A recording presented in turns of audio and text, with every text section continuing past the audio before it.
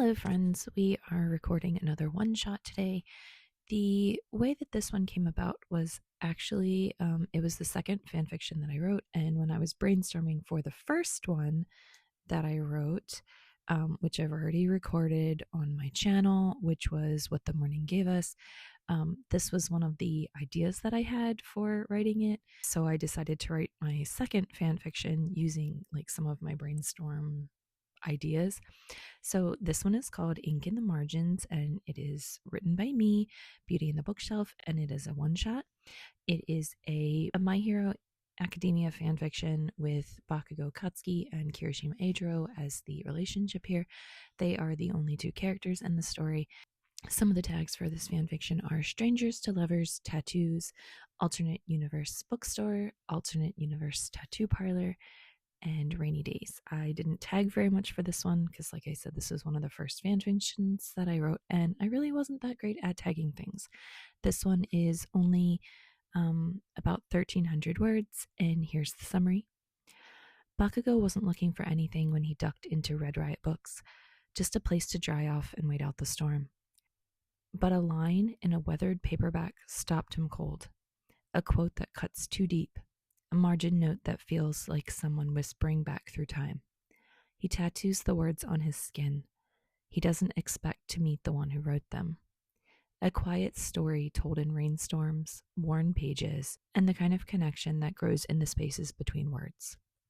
It was the kind of rain that made the world feel far away, heavy and deliberate, soaking through his hoodie before he even crossed the street.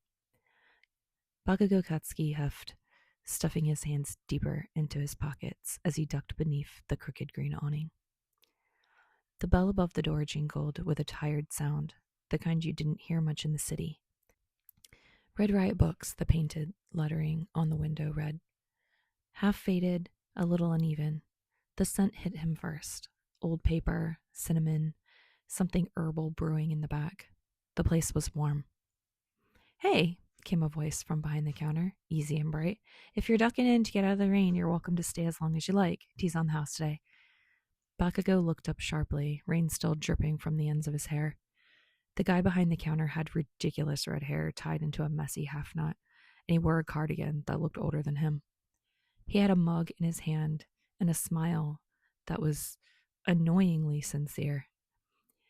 "I don't need anything," Bakugo muttered. "Suit yourself," said the guy. "Holler if you change your mind." Bakugo made a non-committal grunt and turned towards the shelves. He wasn't sure why he came in, just needed somewhere to wait out the storm until his next tattoo appointment. Or maybe just until he felt less like he was drowning. Whatever.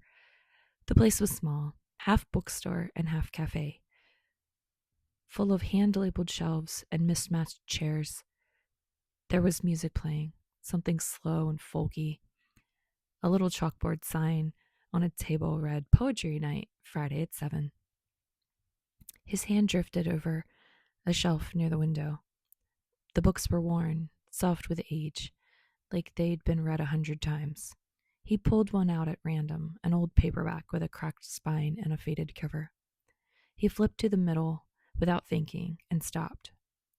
"Even if no one remembers you, it doesn't mean you didn't matter."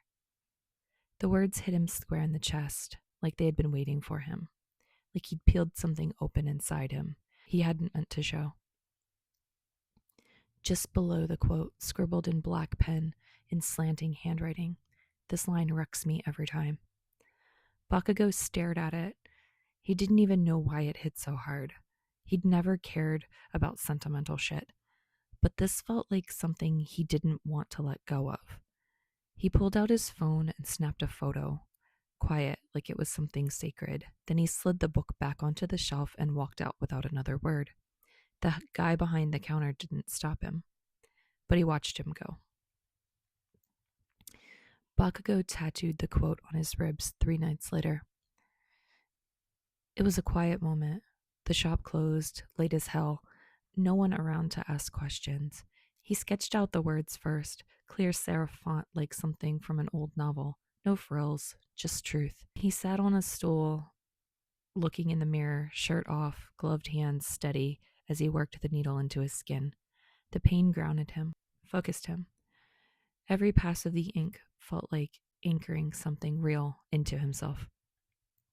Even if no one remembers you, it doesn't mean you didn't matter. He didn't tell anyone why. He didn't need to. He was back at Red Riot Books the next week, and the week after that. At first, it was excuses. Something about literary quote tattoos, customers asking for recommendations. He told the red-haired guy, need reference shit, not here to read. But somehow, every time he stopped by, he left with a book. The guy, Kirishima, finally introduced himself and started setting things aside for him. Try this one, he'd say, handing over a thin volume with a crooked smile. It's about grief. Quiet kind, not the dramatic stuff. Bakugo would scoff, but he'd take it anyway. He read them, not all the way through, not always, but the ones with margin notes, he always read those. Sometimes they were underlined lines that made his throat go tight. It's okay to be a little cracked. That's how the light gets in. Okay, this saved me once. I hope it saves someone else too. Other times, they were simple reactions, like the author had a pen pal. Okay, ow, right in the damn chest. Why'd you do this to me, author? Bakugo never said anything, never asked about the notes, but he kept coming back, and Kirishima, for some reason, kept welcoming him. You're not a poetry guy, Kirishima said one day, squinting over a book. Bakugo snorted, no shit. So, why do you keep borrowing it? Bakugo hesitated, fingers tapping on the counter. People like that stuff tattooed. Looks deep. Kirishima gave him a grin. Right, for the customers. Bakugo didn't answer, but when Kirishima passed him another book, he didn't argue. Poetry night came on another rainy Friday. Bakugo didn't plan to go, but he showed up anyway, hood pulled low, boots tracking water on the hardwood floor. The place was dim and cozy, strings of lights draped over bookshelves, people huddled in chairs with mugs of tea. Kirishima caught sight of him and lit up, waving him over with a hopeful smile. Bakugo shook his head and leaned against the back wall. He stayed.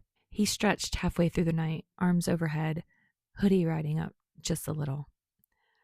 Kirishima's eyes caught on ink along Bakugo's ribs, and he froze. He recognized the quote instantly. His heart kicked against his ribs. This line wrecks me every time. He couldn't breathe.